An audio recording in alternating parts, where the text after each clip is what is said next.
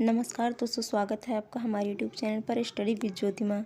आज मैं हिंदी साहित्य का एक विशेष वीडियो लेके आई हूँ, जिसमें मैंने हिंदी के कुछ चुनिंदा लेखकों को, जिनका हिंदी साहित्य के में महत्वपूर्ण योगदान रहा, हिंदी साहित्य के उत्थान में लेके आई हूँ और मैं उनसे आपको रूबरू करवाने जा रही हूँ, उन लेखकों से जो इस प्रकार हैं।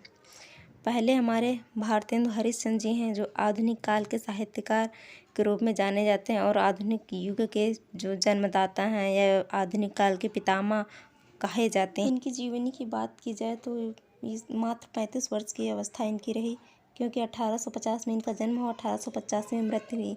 इतनी कम अवस्था में 35 वर्ष में इन्होंने हिंदी साहित्य में अपना महत्वपूर्ण योगदान निभा दिया। और रचनाओं की बात करें तो भारत दुर्दशा हुआ, भारतेंदु हरिश्चंद्र जी के, और वैदिकी हिंसा, हिंसा न बहुत, नील देवी और बहुत सारी रचनाएं हैं।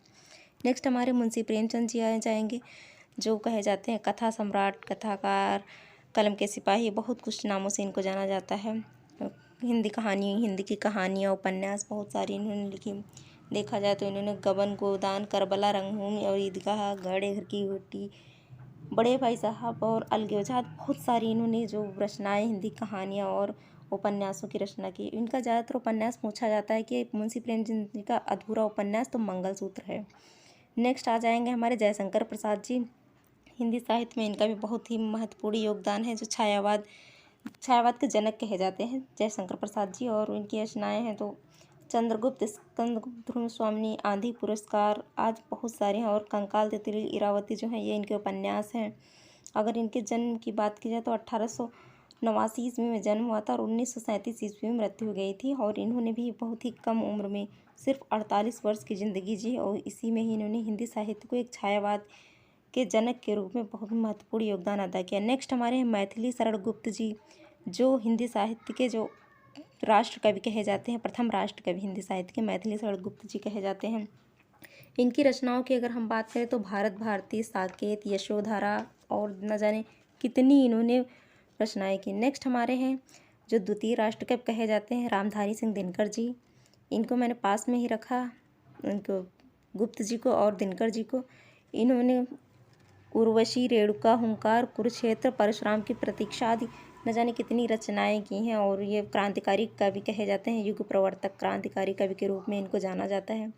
नेक्स्ट हमारे हैं सच्चिदानंद हीरानंद वात्स्यायन, जिनको प्रयोगवाद का जनक कहा जाता है। 1943 ईस्वी में इन्होंने तार सप्तक की रचना की, जिसमें इन्होंने प्रथम 7 कवियों को लिया और 4 भागों में विभाजित है। यही तार सप्तक 1943 में जो प्रकाशित हुआ, प्रयोगवाद के जनक कहे जाते हैं। और रचनाओं की बात करें तो आंगन के पार, द्वार कितनी नाम कितनी, और बहुत सारी रचनाएं हैं इनकी।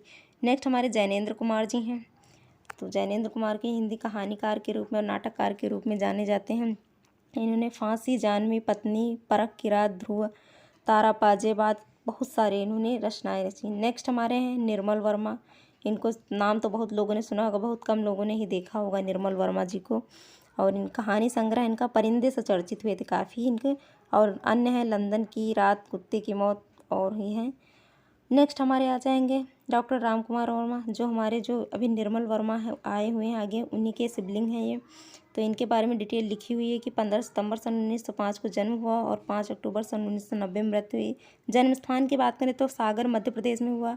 और रचनाओं की बात करें तो एकांकी संग्रह हैं पृथ्वीराज की आंखें, चारुमित्रा, रेशमी टाई, सप्तकिरण, कौमुदी महोत्सव, दीपदान, रजत, रश्मि, रिमझिम, विभूति, बहुत सारी। नेक्स्ट हमारे हैं मोहन राकेश जी, जिनको नाटककार के रूप में जाना जाता है।